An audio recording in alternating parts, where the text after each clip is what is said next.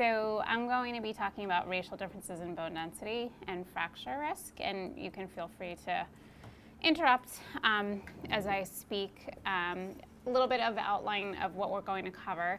We're going to talk about racial differences in bone density, racial differences in fracture risk, and why racial differences in fracture risk don't completely parallel the racial differences in bone density.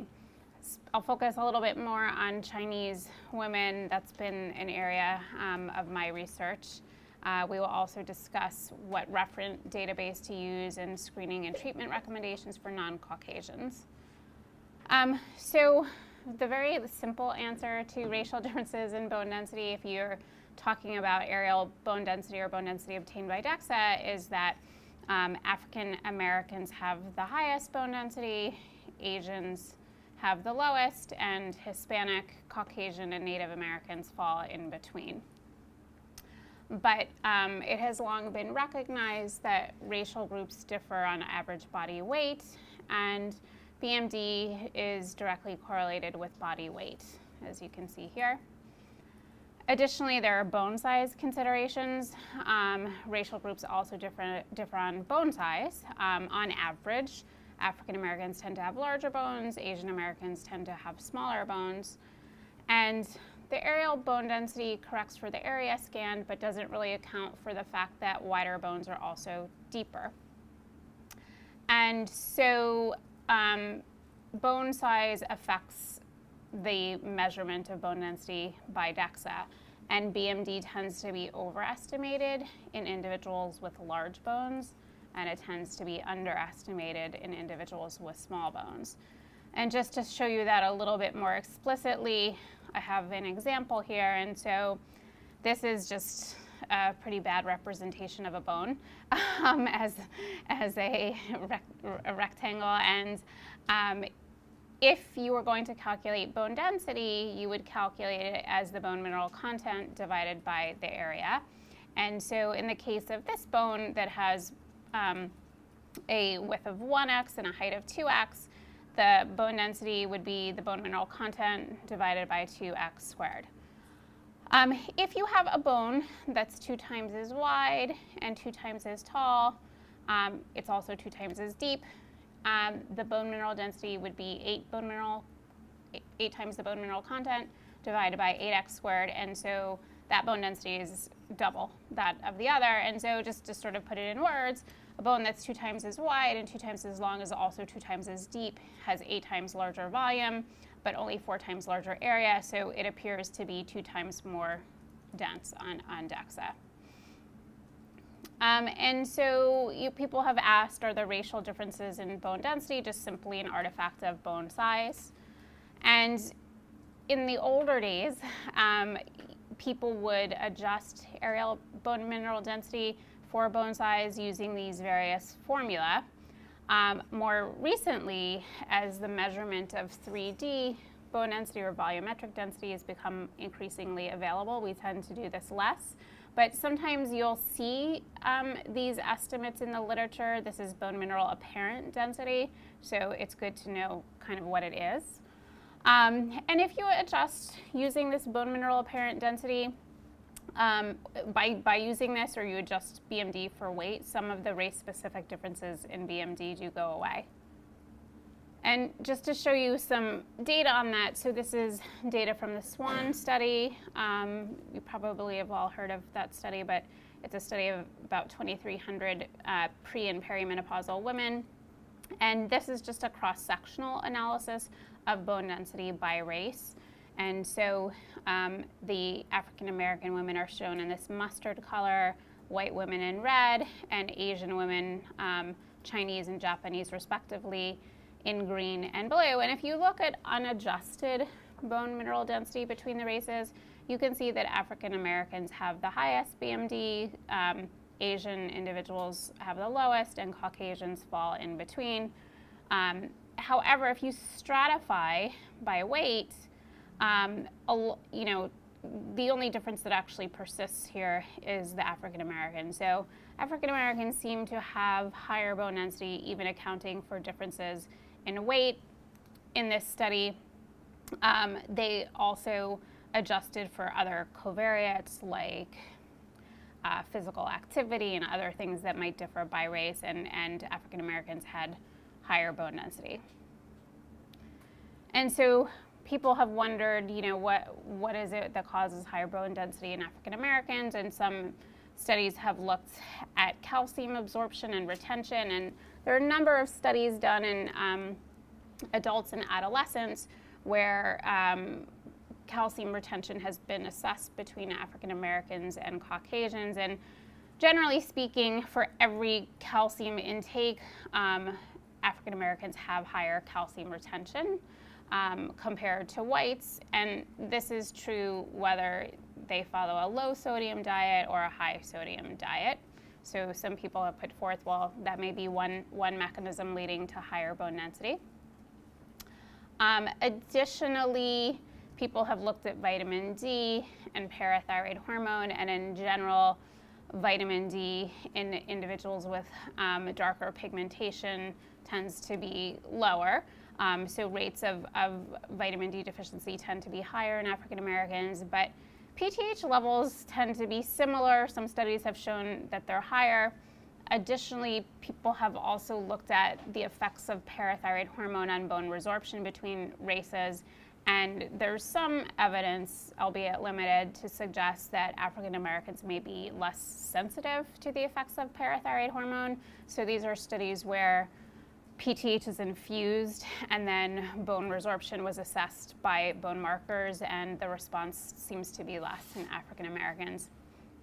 There's also very limited data from bone biopsy. Parisian and colleagues compared iliac crest bone biopsies between African American and white premenopausal women and showed that there was a lower rate of mineral apposition, longer formation period, which they conjectured might lead to higher bone density and bone of better quality, although that's somewhat speculative. In terms of Hispanic versus white women, most of the data that has been collected in Hispanic Americans is in Mexican Americans, although in recent years there's been efforts to look at other ethnic groups as well. Most of the studies show that Hispanic Americans have either higher or similar bone density compared to Caucasians.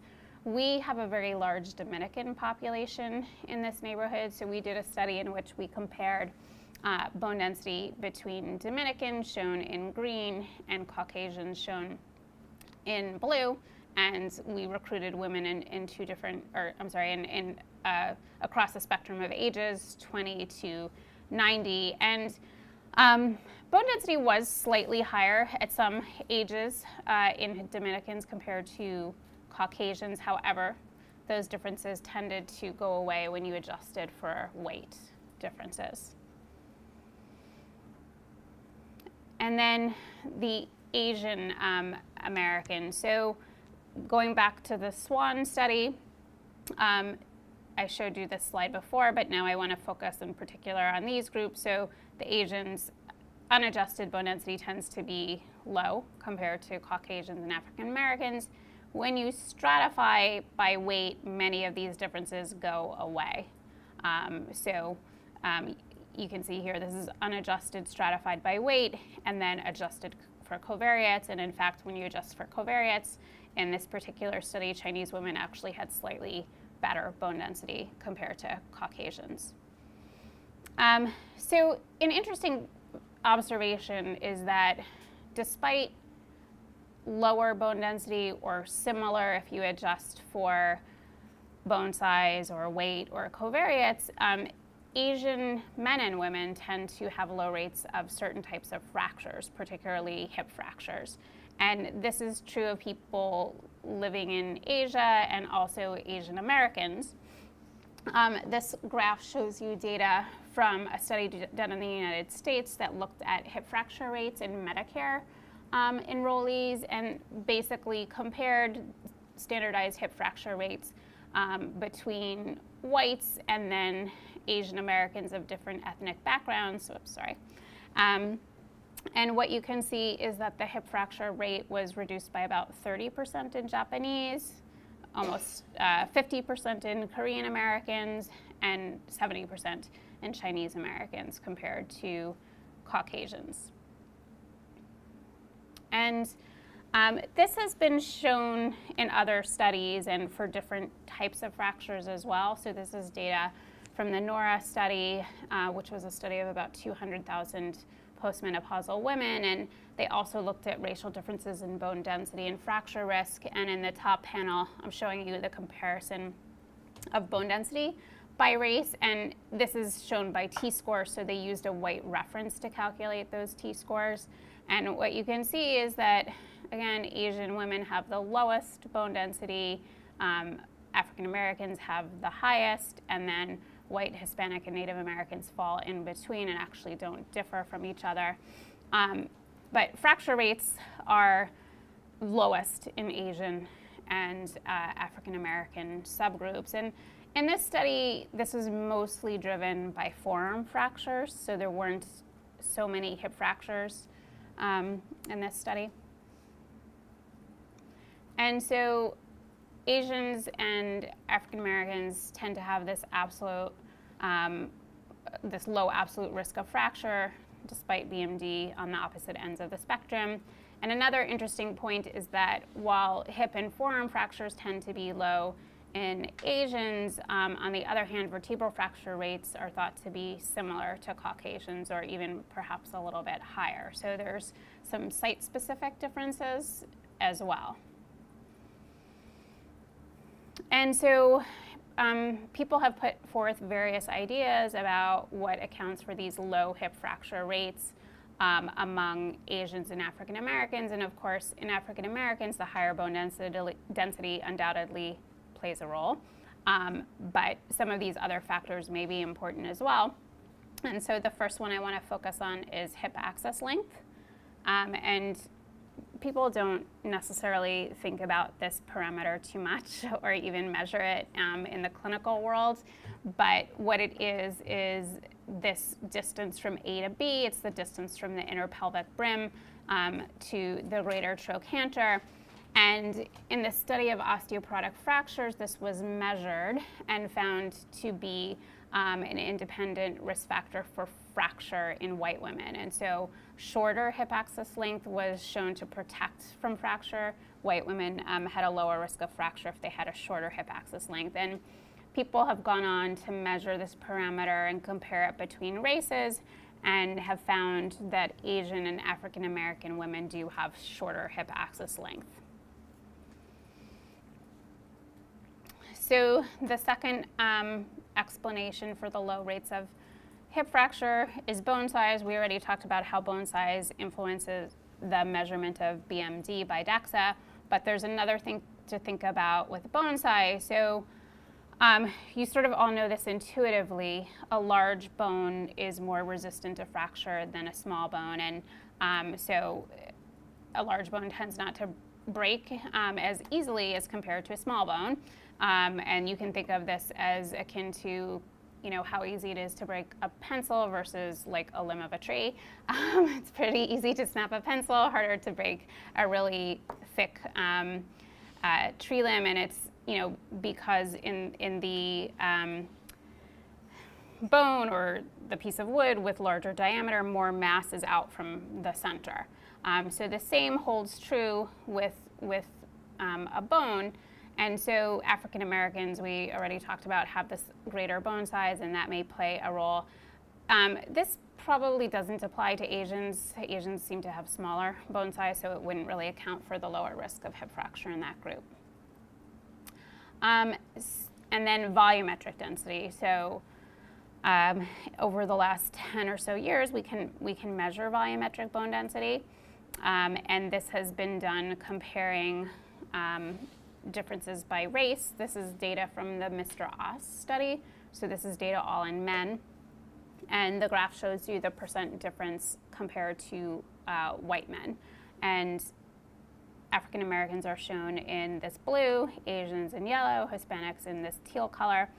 And first, comparing DEXA, only the African Americans were higher compared to whites. There were no differences between Asians and Hispanics. And then looking at different microarchitectural and volumetric bone density compartments, both the African Americans and the Asian Americans had greater cortical thickness at the hip compared to whites. There were no differences between Hispanics and Caucasians. Both integral and trabecular bone density were higher in African Americans and Asians compared to white individuals. Again, no differences between whites and Hispanics. And finally, cortical bone density was only higher in African Americans compared to whites, and the other racial groups didn't differ. So definitely there seemed to be some density advantages and even microarchitectural advantages in Asian and Black men at the hip that could protect against hip fracture. And what about differences in rates of bone loss? So longitudinal data about bone loss is not that easy to come by to begin with, and there's even less data about race.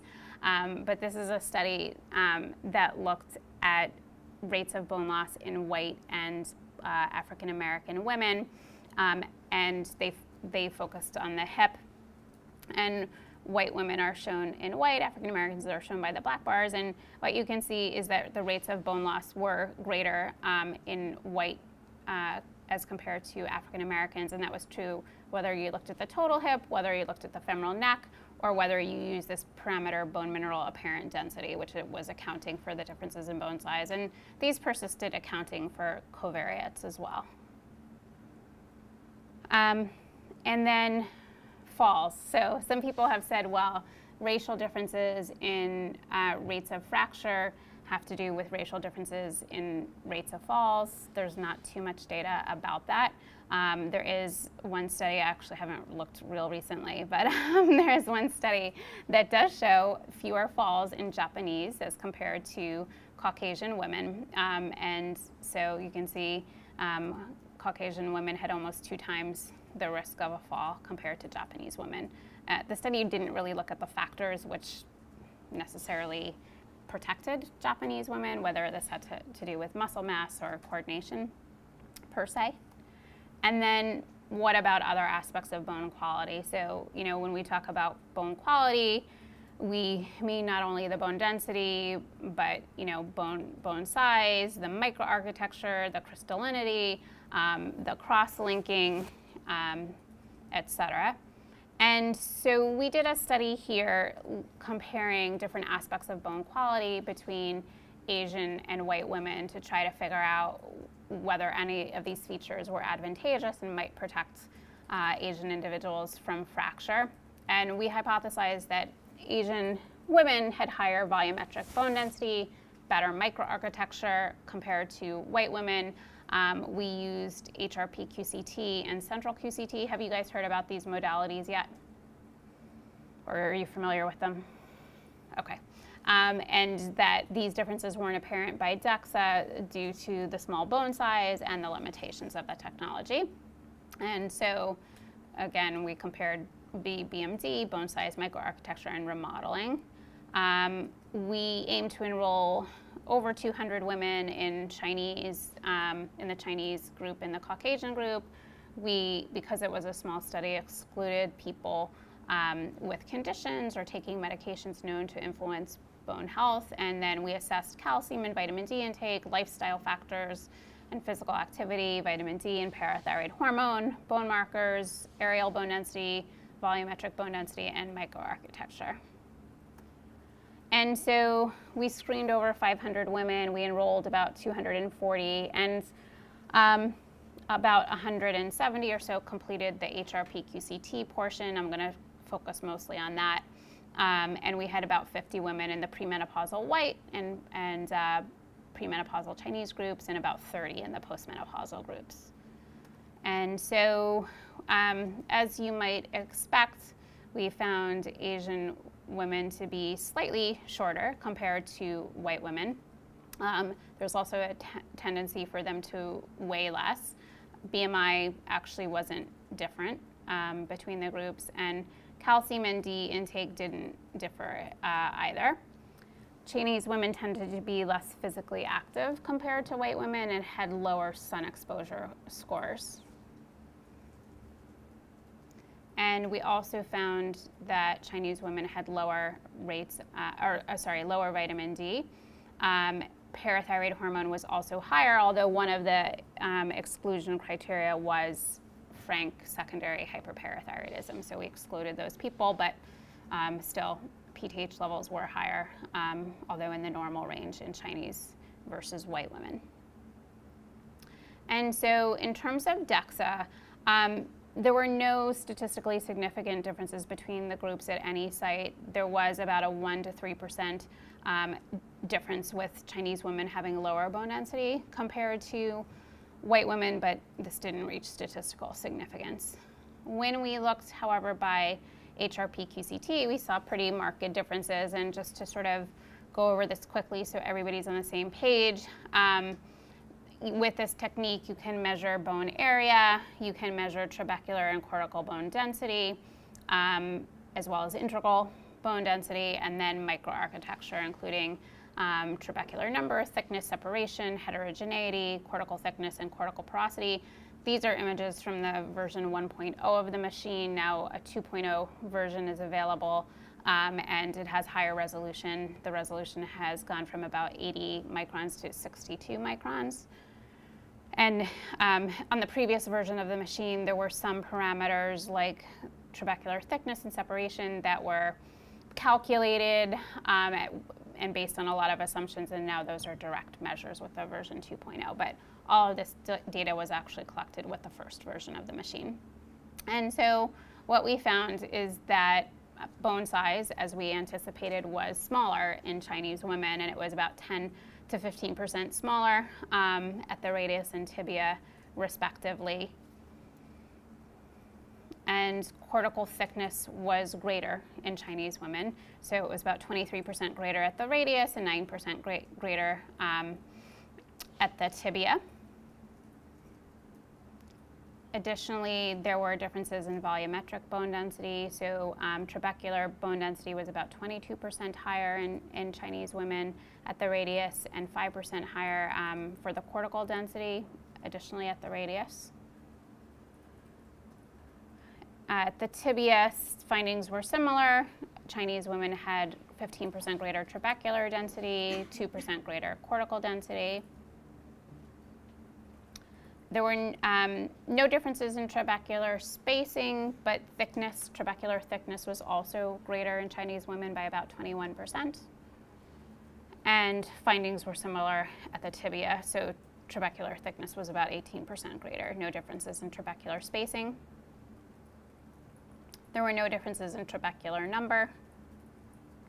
And those were the raw results, but basically, when we adjusted for covariates, height, weight, the differences in 25D and PTH, none of the differences at the radius went away except for area, which became similar between groups, and that was primarily due to differences in weight.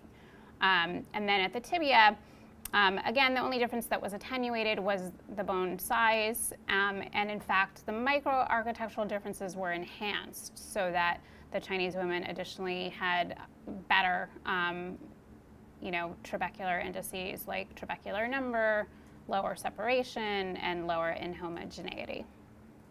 And that was the data for premenopausal women. And to summarize, Chinese compared to Caucasian women have smaller bone size, but higher average trabecular and cortical density, greater cortical and trabecular thickness, and no difference in trabecular spacing. The findings in postmenopausal women were similar. Bone size was also smaller. They had greater cortical thickness, greater cortical density, and greater trabecular thickness. The only difference really was that trabecular density didn't differ between races for the postmenopausal counterparts. And there was a trend actually towards worse trabecular spacing and lower trabecular number in Chinese women at the tibia. We also went on to look at cortical porosity, and we found that Chinese women had lower cortical porosity by about 14%. At the tibia, findings were similar at the radius, and findings were pretty similar between pre- and postmenopausal women. And then we went on to use a technique called individual trabecular segmentation. Are you guys familiar with this? So basically, you can apply this technique to HRP-QCT images, and it tells you whether the trabecular bone is more plate-like or rod-like. And so, for instance, a rod is shown here, and a plate is shown here. The plates are associated with greater bone strength. And I'm going to show you this mostly visually because I think the pictures kind of tell you a lot more than the actual numbers. But basically, we're looking at a cubic cell volume of the bone. The white women are shown here and Chinese women here. And rods are shown in red, plates are shown in green. And you can see just visually that white women have many more rods than plates. Chinese women have many more plates than rods.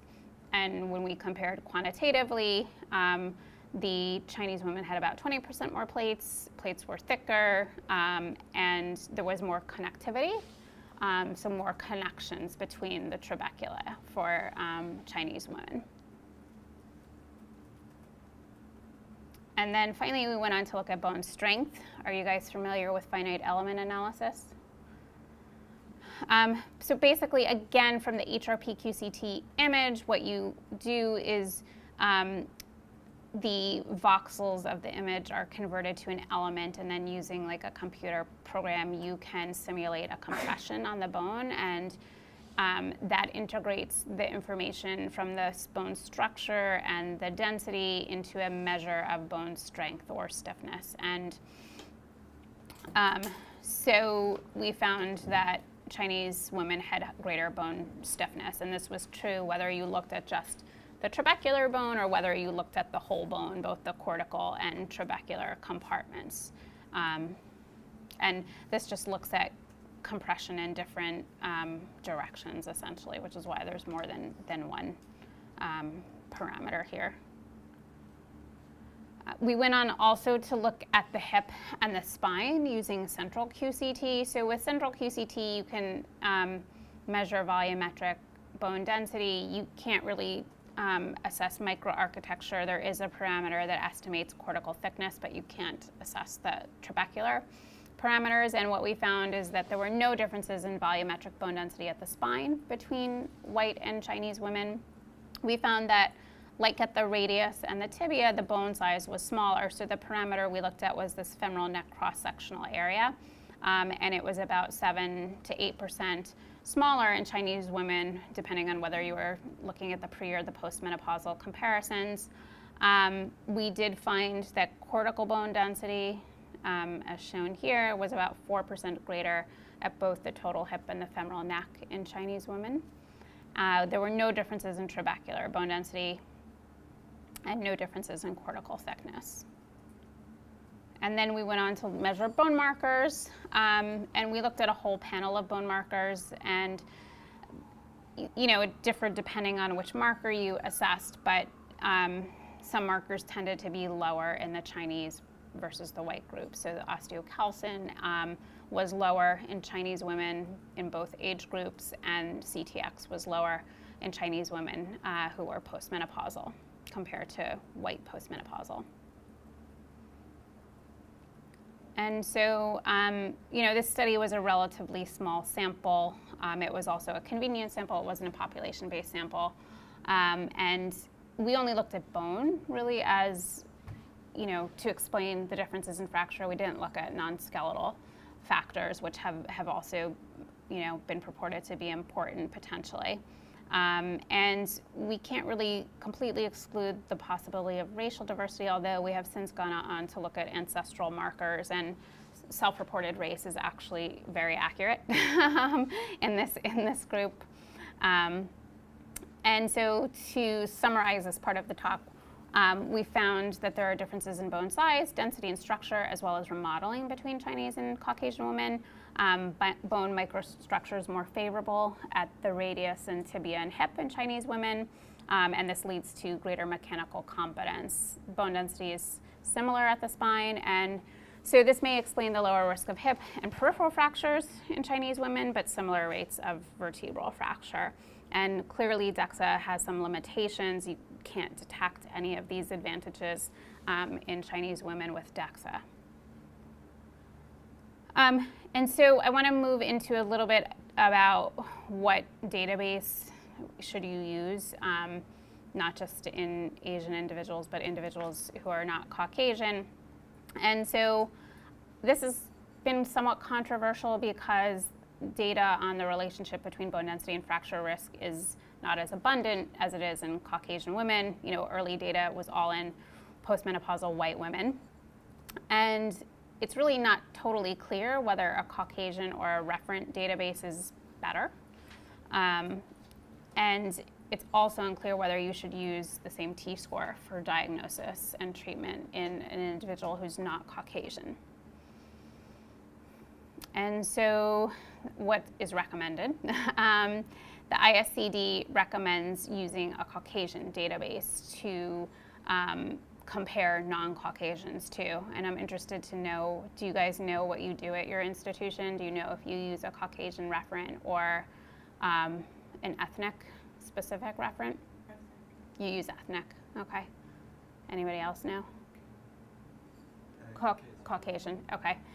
Yes, you know, it's surprising because it really differs institution to institution, and it also differs a little bit what the default is on machines by brand. And so sometimes people don't even know what referent they're using. But a Caucasian referent is the current recommendation. And basically the rationale for that is just that, you know, we really don't know whether an ethnic specific T-score would be better, more predictive of fracture risk. And in the NORA study, I didn't show you this data, but that data looked at the relationship between decreasing bone density and fracture risk, and it was similar between races. Additionally, the ISCD has, you know, acknowledged that defining race and ethnicity is somewhat difficult. People, you know, self-report or self-characterize in different ways, and many individuals have mixed race ethnicity, and you know, this is likely to become increasingly difficult in the future. And then the last reason was that the majority of data relating BMD and fracture risk has really been collected in white postmenopausal women. They do recommend using an ethnic-specific Z-score if it's available. So in this country, there are databases for African Americans and Hispanic Americans. There is actually no commercially available Asian referent database. And you know, in the last, 5 years or so, FRAX has come out, and I think FRAX can help actually quite a bit with treatment decisions for non-Caucasians by, you know, providing more accuracy in what the BMD measurement means in terms of risk. And so just to show you an example, I'm sure you've all used FRAX, but I put in a 75-year-old woman who's Caucasian, weighing 55 kilograms, 160 centimeters, with basically no risk factors and a T-score of -2.3. And this calculates a major osteoporotic risk of 27% over the next 10 years. Hip fracture risk is 5.2%. And so if you simply just change this to Asian and change nothing else, you can see that the risk is much lower. So the major osteoporotic risk is 16%, hip fracture risk is 2.1%. And so, you know, this algorithm basically assumes that the risk of fracture for non-Caucasians is about half. You can see the values differ a little bit depending on whether you're Black or Hispanic or Asian, and whether you're male or female, but it's close to about 0.5. And most of that data is based on hip fracture incidence, so there isn't as much data about racial differences in vertebral fracture risk. And some have criticized this algorithm and this, you know, assumption by saying that while you may be accurately assessing or predicting hip fracture, it probably is underestimating vertebral fracture risk in certain races and ethnicities, particularly Asians. The the model does account for racial differences in mortality, so that's good. And I think it helps. I mean, you have to certainly take this into account in conjunction with everything else and understand what the limitations of this are, but it's definitely better than where we were before FRAX came out. At least you can get kind of a confidence interval maybe for what the fracture risk is. You know, for a non-Caucasian, you could put in the estimate, all of the risk factors as a white individual, and then using the ethnicity that the person is, and get an upper and lower limit for your fracture risk. Probably the truth lies somewhere in between, but I think it's helpful. And so to summarize, there are racial differences in bone density. Those differences are confounded by weight and bone size, but the differences do persist in African Americans, even when accounting for these. Fracture rates aren't completely explained by racial differences in areal bone density. That relationship between bone density and fracture risk is probably altered by things like bone size, hip axis length, and microarchitecture, as well as non-skeletal factors. We definitely need more data about when to screen and when to treat in non-Caucasians, and it's probably the only practical reality is to use a white referent database. And so I just want to acknowledge other people that have contributed, and the support, and any questions you may have, I'm happy to take.